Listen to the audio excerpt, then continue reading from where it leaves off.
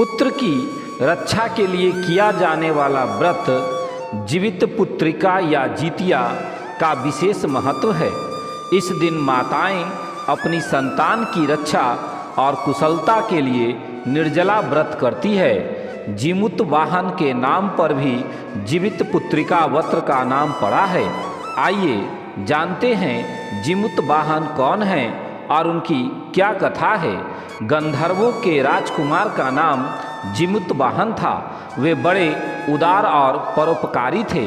जीमूत वाहन के पिता ने वृद्धावस्था में वानप्रस्थ आश्रम में जाते समय इनको राज्य सिंहासन पर बिठाया, किंतु इनका मन राजपाट में नहीं लगता था। वह राज्य का भार अपने भाइयों पर छोड़कर स्वयं वन में पिता की सेवा करने चले गए। वहीं पर उनकी मलयवती नामक राज्य कन्या से विवाह हो गया। एक दिन जब वन में भ्रमण करते हुए जीमूत वाहन काफ़ी आगे चले गए, तब उन्हें एक वृद्धा विलाप करती हुई दिखी। इनके पूछने पर वृद्धा ने रोते हुए बताया, मैं नागवंशी स्त्री हूँ, मुझे एक ही पुत्र है।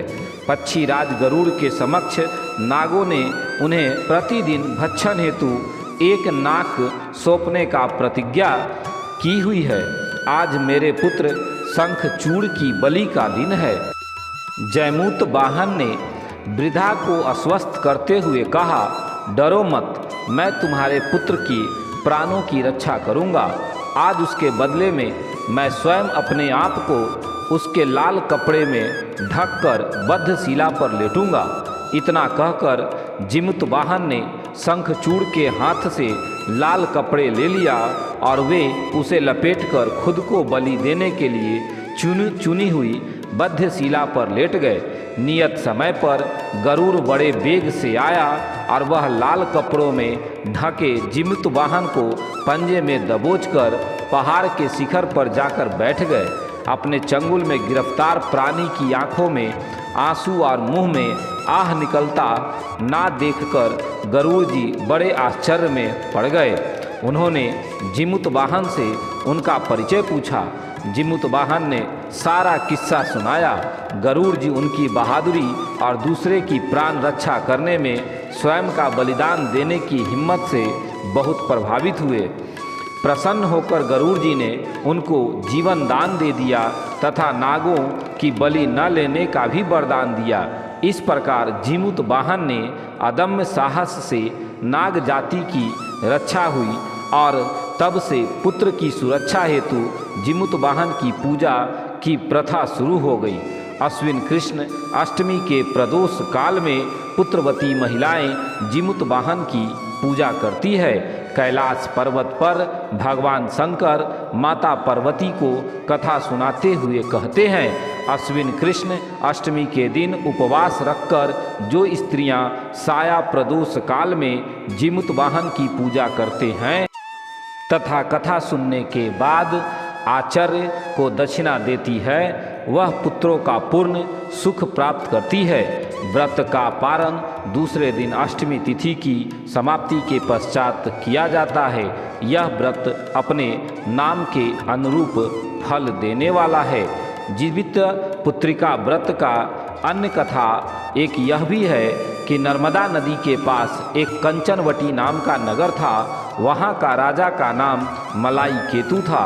उसे नर्मदा नदी के पश्चिम और बालूहट्टा नाम की मरुभूमि थी, जिसमें एक विशाल पेड़ पर चील रहती थी और उसी पेड़ के नीचे सियारिन भी रहती थी। चील और सियारिन दोनों की पक्की सहेलियां थीं। कुछ महिलाओं को जितिया व्रत करते देख चील और सियारिन ने भी यह व्रत करने का संकल्प लिया और दोनों ही भगवान श्री जीमूत वाहन की पूजा और व्रत करने का प्रण लिया। जिस दिन दोनों को व्रत रखना था, ठीक उसी दिन शहर के एक बड़े व्यापारी की मृत्यु हो गई और उसका दाह संस्कार वहीं मरुस्थल में हुआ। मुर्दा देखकर सियारिन को भूख लगने लगी और वह खुद को रोक नहीं पाई, जिसके कारण उसका व्रत टूट गया।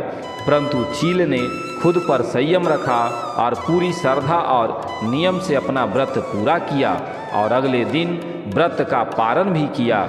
उसके बाद अगले जन्म में दोनों सहेलियां ने पुत्री के रूप में एक ब्राह्मण परिवार में जन्म लिया।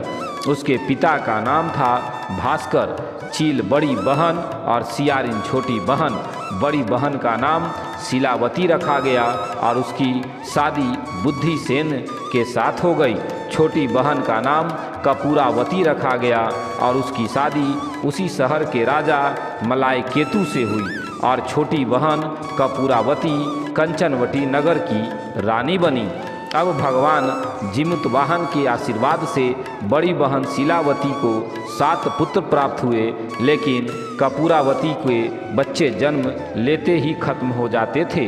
कुछ साल बाद शीलावती के 7 पुत्र बड़े हो गए और राजा के दरबार में काम करने लगे। उन्हें देखकर कपूरावती के मन में ईर्ष्या और जलन की भावना उत्पन्न हो गई। इस ईर्ष्या के भावना से कपूरावती ने राजा से कहकर शीलावती के 7 बेटों का सर कटवा दिए। फिर उस 7 सिरों को 7 बर्तन में डालकर ढक दिया गया और शीलावती के पास भिजवा दिया गया। यह सब देख भगवान जिमुतवाहन ने मिट्टी की सहायता से 7 भाइयों के सर बनाए और सभी के सिर को धड़ से जोड़कर उन पर अमृत छिड़क दिया, जिसके कारण वे 7 भाई फिर से जिंदा हो गए और घर लौट आए। रानी ने जो कटे सर भिजवाए थे वह सब फूल बन गया। कपूरावती समाचार पाने में बहुत व्याकुल थी, लेकिन जब उसे इस बात का पता चला तो वह अपने बड़ी बहन के घर गई और वहाँ सबको जिंदा देखकर आश्चर्य में पड़ गई और बेहोश हो गई। जब कपूरावती होश में आई तो उसने अपनी बड़ी बहन से यह सारी बात बताई और अपनी गलती का पछतावा किया। भगवान जिमुतवाहन की कृपा से बड़ी बहन को पूर्व जन्म की सारी बातें याद आ गई और वह अपनी छोटी बहन को उसी पेड़ के नीचे लाकर पूर्व जन्म की सारी बातें सुनाई, जिसे सुनकर कपूरावती फिर से बेहोश हो गई और मर गई। जब राजा तक इस बात की सूचना मिली तो उन्होंने उसी जगह पर पेड़ के नीचे कपूरावती का दाह संस्कार कर दिया। दोस्तों, ये कहानी आपको ज़रूर पसंद आई होगी। कृपया कर शेयर और सब्सक्राइब ज़रूर करें।